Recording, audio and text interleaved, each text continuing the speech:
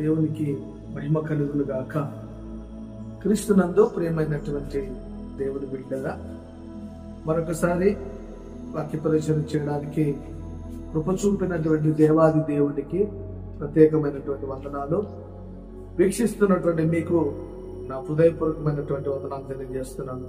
ప్రియమైనటువంటి దేవుని బిడ్డలారా, ఈ సమయంలో పరిశుద్ధ బైబిల్ గ్రంథములో నుంచి ఒక వాక్యాన్ని మనం చదువుకుందాం. యోబు గ్రంథము 1వ అధ్యాయము 10వ వచనాన్ని ఒకసారి మనం జాగ్రత్తగా చదువుదాం. యోబు గ్రంథము 1వ అధ్యాయము 10వ వచనాన్ని మనం చదువుకుందాం.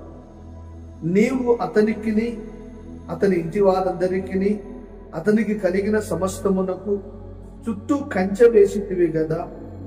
నీవు అతని చేతి పనిని దీవించుట చేత అతని ఆస్తి దేశములో బహుగా విస్తరించి ఉన్నది. క్రీస్తునందు ప్రియమైనటువంటి దేవుని బిడ్డలారా, మనం ఆరాధిస్తున్నటువంటి దేవుడు మరొకసారి వాక్య ధ్యానాన్ని ధ్యానం చేసుకున్నందుకు ప్రభు ఇచ్చినటువంటి కృపను బట్టి, సమయమును బట్టి ప్రత్యేకమైనటువంటి వందనాలు. అక్కడ చదవబడినటువంటి లేఖన భాగాన్ని గమనిస్తే ఒక కుటుంబాన్ని గురించి రాయబడింది. అక్కడ చాలాసార్లు చాలా సేవకుల ద్వారా ఈ మాటలు వినింటాం. కానీ యోబు కుటుంబ జీవితాన్ని మనము గమనిస్తే ఆ కుటుంబము ఆశీర్వదించబడినటువంటి కుటుంబముగా, ఆ కుటుంబము దీవించబడినటువంటి కుటుంబముగా, ఆ కుటుంబము గొప్ప చేయబడినటువంటి కుటుంబముగా బైబిల్ గ్రంథము పేర్కొంటుంది. అసలు ఆ కుటుంబం అంతగా ఆశీర్వదించబడడానికి కారణం ఏంటి అంటే, అసలు ఆ కుటుంబం అంతగా దీవించబడడానికి కారణం ఏంటి అంటే, బైబిల్ గ్రంథములో మనము చదివినటువంటి లేఖన భాగములో ఒక మాట ప్రాముఖ్యంగా మనకు కనపడతాం. ఏంటి ఆ మాట అంటే, నీవు అతనికిని అతని ఇంటి వారికిని అతనికి కలిగిన సమస్తమునకు చుట్టూ కంచె వేసితివి కదా. ఆశీర్వదించబడ్డానికి కారణం ఏంటో తెలుసా? మొదటగా ఆ కుటుంబము చుట్టూ దేవుని కంచె ఉంది. ఆ కుటుంబ బిడ్డల చుట్టూ దేవుని కంచె ఉంది. నా ప్రియమైనటువంటి దేవుని బిడ్డలారా, ఏ కుటుంబానికి దేవుని కంచె అయితే ఉంటుందో, ఏ కుటుంబం అయితే దేవుని కంచెలో ఉంటుందో, ఆ కుటుంబము అన్ని విషయాలలో ఆశీర్వదించబడుతుంది.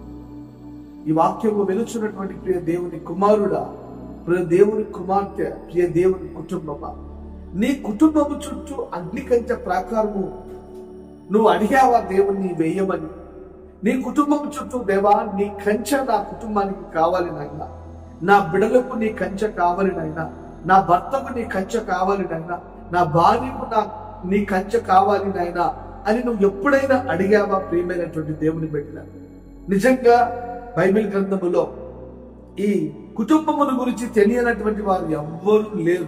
ఆ కుటుంబం ఎవరు అంటే యోబు కుటుంబం. అంటే 7 మంది కుమారులు, 3 కుమార్తెలు, యోబు అతని భార్య, అంటే మొత్తము ఎంతమంది అయ్యారంటే 12 మంది కలిగినటువంటి కుటుంబం.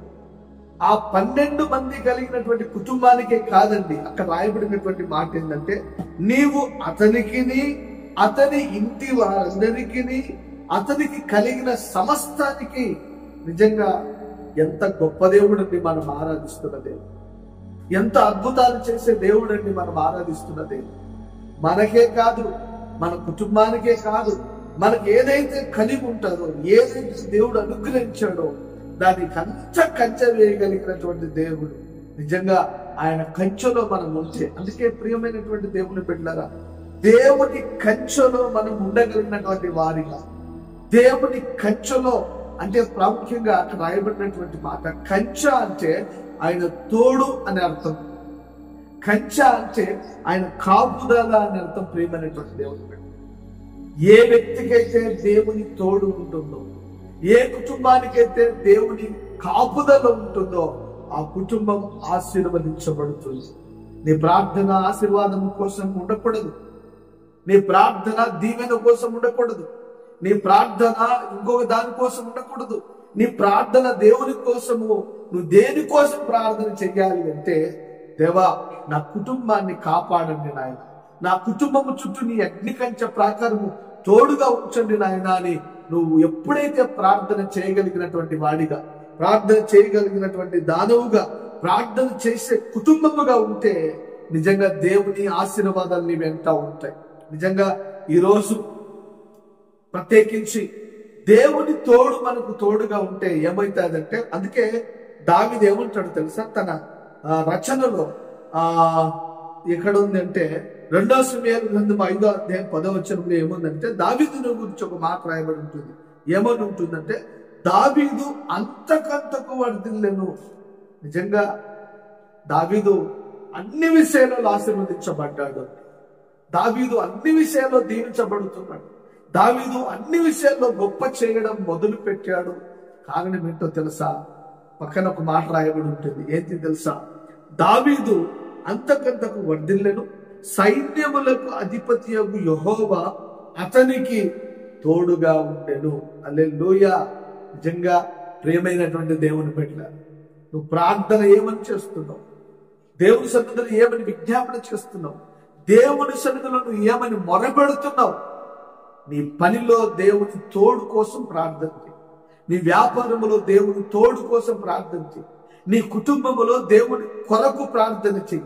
నీ వ్యక్తిగత విషయంలో ఎగ్జామ్స్ రాయడానికి వెళ్తున్నావా, హాస్పిటల్కి వెళ్తున్నావా, లేకపోతే ఉద్యోగం కోసం వెళ్తున్నావా, లేకపోతే ఏదైనా ప్రయాణమై వెళ్తున్నావా, ప్రతి ప్రయాణములో ఒక చిన్న ప్రార్థన ఏమని చేస్తావంటే, సైన్యములకు అధిపతి అయిన దేవా, నీవు నాకు తోడుగా ఉండు, నీ కంచె నాకు కాపుదలగా ఉంచని నువ్వు ప్రార్థన చేయగలిగినటువంటి దానవు, ప్రార్థన చేయగలిగినటువంటి వాడువు, ప్రార్థన చేయగలిగినటువంటి కుటుంబముగా ఉంటే దేవుని కంచెలో ఉంటావు అన్న విషయాన్ని జ్ఞాపకం చేసుకో. ఆయన కంచెలో ఉన్నప్పుడు ఏం జరుగుతుంది తెలుసా? అక్కడ ఎప్పుడైతే యోబు కుటుంబం చుట్టూ దేవుని కంచె ఉందో, అపవాది ఆ కుటుంబాన్ని ముట్టడానికి ఛాన్స్ లేనటువంటి స్థితిలో ఉంది. అందుకే ఈ మాటలు ఎవరు చెప్తున్నారు తెలుసా? అపవాది చెప్తుంది. ఏమని తెలుసా? దేవా, నువ్వు అన్ని ఇచ్చావు యోబుకు, అన్ని కలగజేసావు, అన్ని ప్రసాదించావు, అన్ని ఇచ్చావు ఆయన. అంత మాత్రమే కాదు, యోబును ఆ ఊజు దేశాన్ని అంతటికి ఎలా ఉంచావంట అంటే, మొదటి వచనంలో ఏమనుందంటే, ఊజు దేశమునందు యోబు అను ఒక మనుష్యుడు ఉండేను, అతడు యథార్థవంతుడును న్యాయవంతుడునై దేవుని యందు భయభక్తులు కలిగి చెడుతనము విసర్జించినటువంటి వాడు. ఎంత మంచివాడు అండి యోబు, ఎంత ఆశీర్వదించబడినటువంటి వాడు యోబు, ఎంత దీవించబడినటువంటి వాడు యోబు. కానీ ఆ దీవెనను బట్టి అతడు గర్వించలేదు. పైగా సైతాను చెబుతుంది ఆ కుటుంబం గురించి, నాయనా యోబు కుటుంబం ఎంత యథార్థమైనది, యోబు ఎలాంటి న్యాయవంతుడు, ఎలాంటి నీ యందు భయభక్తులు కలిగినటువంటి వాడు అని సాతానుడు సాక్ష్యము చెబుతున్నాడు. దేవునికి ప్రియమైనటువంటి దేవుని బిడ్డ అయినా కానీ సాతాను ఒక రిక్వెస్ట్ చేసుకుంటుంది. ఏమని తెలుసా? అయ్యా, నువ్వు అన్ని ఇచ్చావు యోబుకు, అన్ని అనుగ్రహించావు, అంత మాత్రమే కాదు, అన్ని ఇచ్చినటువంటి నువ్వు వదిలిపెట్టక యోబు కుటుంబము చుట్టూ ఏ అపవాది ముట్టకుండా, నేను ముట్టకుండా, అపవాది అంటే సాతాను, నేను అంటే అపవాది అని అర్థం, అది ముట్టకుండా కంచె వేశావు నాయన అని అపవాది అంటావు. నిజంగా నీ కుటుంబానికి పరిశుద్ధాత్మ అభిషేక కంచె ఉందా? నీ కుటుంబం చుట్టూ పరిశుద్ధాత్మ కంచె ఉందా లేదో ఒకసారి పరీక్ష చేసుకోవాల్సినటువంటి వాడుగా, పరీక్ష చేసుకోగలిగినటువంటి కుటుంబముగా ఉండాలన్నటువంటిది విషయం. ప్రేమైనటువంటి దేవుని బిడ్డ దావీదు అంతకంతకు వర్ధిల్లాడు. ఎందుకో తెలుసా? దేవుని తోడు అతనికి తోడుగా ఉంది. అంత మాత్రమే కాదు, ప్రియమైనటువంటి దేవుని బిడ్డలారా, ఇతని గురించి రాయబడినటువంటి మాట ఏంటి అంటే, తన కుటుంబం కోసం ప్రతిరోజు ప్రార్థన చేస్తుండేవాడు. తన కుటుంబం కోసం ప్రతిరోజు దేవుని సన్నిధిలో విజ్ఞాపన చేస్తుండేవాడు. ఈరోజు కుటుంబమా, నీ భర్త మారలేదని అనుకుంటున్నావా? నీ భార్య మారలేదు అనుకుంటున్నావా? నీ పరిస్థితులు ఎందుకు మారలేదని నువ్వు అనుకుంటున్నావా? నీ సమస్యల నుంచి నువ్వు ఎందుకు విడిపించబడలేకుండా ఉన్నావు అనుకుంటున్నావా? నువ్వు భయపడవద్దు. నువ్వు దేవుణ్ణి అడగవలసినటువంటి సహాయం ఏంటో తెలుసా?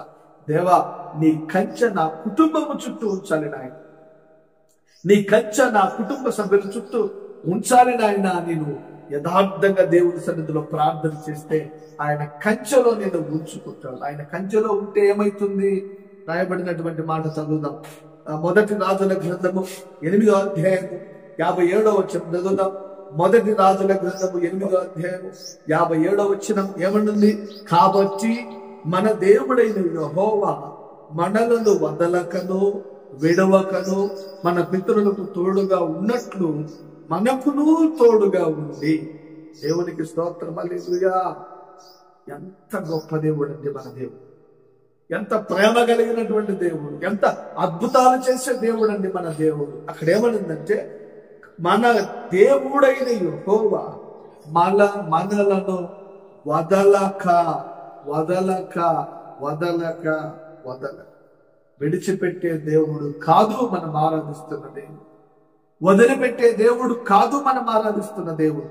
నువ్వు ఎప్పుడైతే కోరుకుంటావో, ఎప్పుడైతే ప్రార్థన చేస్తావో, ఎప్పుడైతే విజ్ఞాపన చేస్తావో, దేవా నాకు అది కావాలి నువ్వు ఎప్పుడైతే అడుగుతావో, పరిశుద్ధాత్మ దేవుడు నీకు సమస్తాన్ని అనుగ్రహించగలిగినటువంటి దేవుడు. అందుకే ఒక మాట ఉంది కదా, అడుగుడి నీకు ఇవ్వబడును, వెదకుడి మీకు దొరుకును, తట్టుడి మీకు తీయబడును, అడుగు ప్రతి వానికి ఆత్మను దయచేయగలిగినటువంటి దేవుడు.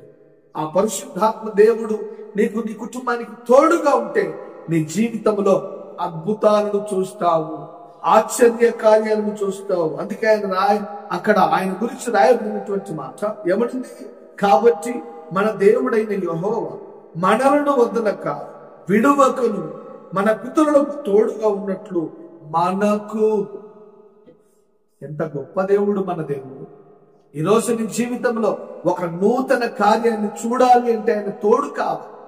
నీ కుటుంబంలో ఒక గొప్ప అద్భుతం చూడాలి అంటే ఆయన తోడు కావాలి.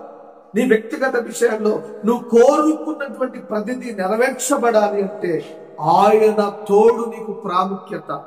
ఆ పరిశుద్ధాత్మ కంచె నీకు చాలా ప్రాముఖ్యత అన్నటువంటి విషయాన్ని జ్ఞాపకం చేసు. అందుకే అక్కడ రాయబడినటువంటి మాట ఏమనిందంటే, మన దేవుడైన యెహోవా మనలను వదలకను విడవకను మన పితరులకు తోడుగా ఉన్నట్లు మనకును తోడుగా ఉన్నటువంటి దేవుడు. Praise the Lord. హల్లెలూయా. ఈ సమయంలో దేవుని వాక్యం విలుచున్నటువంటి ప్రియమైనటువంటి దేవుని కుమారులారా, కుమార్తెలారా, కుటుంబ సభ్యులారా, ఒక్క విషయాన్ని జ్ఞాపకం చేసుకోండి. ఆయన చేతి కింద, ఆయన అగ్ని కింద, ఆయన కంచెలో నువ్వు ఉంటే ఆశీర్వదించబడతావు అన్నటువంటి విషయాన్ని జ్ఞాపకం చేసుకో. ఒక్క మాట నేను చెప్తాను ధైర్యంగా. ఏంటి ఆ మాట అంటే, ఎజ్రా మహాగ్రంథకర్త ఎజ్రా రాసినటువంటి గ్రంథకర్త 8వ అధ్యాయం 22వ వచనంలో ఒక మాట రాయబడింది. మేలు కలుగజేయుటకై ఆయనను ఆశ్రయించు వారందరికీ మా దేవుని హస్తము తోడుగా ఉండును గాని ఆయన హస్తము, ఆయన ఉగ్రతయు ఆయన్ను విసర్జించు వారందరి మీదికి వచ్చునని మేము రాజుతో చెప్పి ఉంటిమి. ప్రియమైనటువంటి దేవుని బిడ్డలారా, దేవుని కంచె ఎవరికి ఉంటుందో తెలుసా? దేవుని అభిషేకం ఎవరికి ఉంటుందో తెలుసా? దేవుని తోడు ఎవరికైతే ఉంటుందో తెలుసా? మేలు కలగజేయుటకై ఆయనను ఆశ్రయించు వారందరికీ. నువ్వు దేవుని దగ్గరికి రా, అప్పుడు ఆయన నీ యుద్ధకు వస్తాడు. అందుకే యోబు తన కుటుంబం నిమిత్తమై ఒక ప్రార్థన చేస్తున్నాడు. మొదటి అధ్యాయము 5వ వచనం, వారి నిండు దినములు పూర్తి కాగా యోబు తన కుమారుడు పాపము చేసి తమ హృదయంలో దేవుని దూషించురేమో అని వారిని పిలవనిపించి వారిని పవిత్రపరిచి అరుణోదయంలో లేచి వారిని ఒక్కొక్కరి నిమిత్తమై దహన బలి అర్పించుచూ వచ్చాను. యోబు నిత్యము అలాగున చేయించు ఉండదు. ప్రియమైనటువంటి దేవుని బిడ్డ, వాక్యం ఇచ్చినటువంటి ప్రియ దేవుని బిడ్డలారా, ఈ ఉదయకాల సమయంలో దేవుని సన్నిధిలో పరిశుద్ధాత్మ కంచె కొరకు యోబు ఉదయకాలయమునే ప్రార్థన చేస్తున్నాడు. తెల్లవారుతుండగానే ప్రార్థన చేస్తున్నాడు. అందుకే యోబు కుటుంబం చుట్టూ దేవుని కంచె తోడుగా ఉంది, దేవుని కాపుదల తోడుగా ఉంది, దేవుని తోడుగా ఉంది. ఏ కుటుంబానికైతే దేవుని సన్నిధిని తోడుగా ఉంటుందో ఈ సమయంలో ప్రియమైనటువంటి దేవుని బిడ్డలారా, దేవుని తోడు కోసం ప్రార్థన చేసి, దేవుని అగ్ని అభిషేకము పరిశుద్ధాత్మ కంచె కొరకు నువ్వు ప్రార్థన చేయి. తప్పకుండా నీ కుటుంబం ఆశీర్వదించబడుతుంది. అటు కృప దేవుడు నీకు, నీ కుటుంబానికి దయచేయునుగాక. ప్రార్థన చేసుకుందాం. పరిశుద్ధుడా, ప్రేమ కలిగినటువంటి యేసు ప్రభువా, నీ పరిశుద్ధ ఉన్నతమైన శ్రేష్టమైన పాదాలకు వందనాలు. నీ సన్నిధిలో ఉన్నటువంటి ప్రతి కుటుంబాన్ని దీవించండి. నీ అగ్ని చేత, నీ అగ్ని కంచెలో ప్రతి బిడ్డను ఆశీర్వదించమని, నీ కంచెలో ఉంచమని యేసు నామమున అడిగి వేడుకొని పొంది ఉన్నాము పరమ తండ్రి. ఆమేన్, ఆమేన్.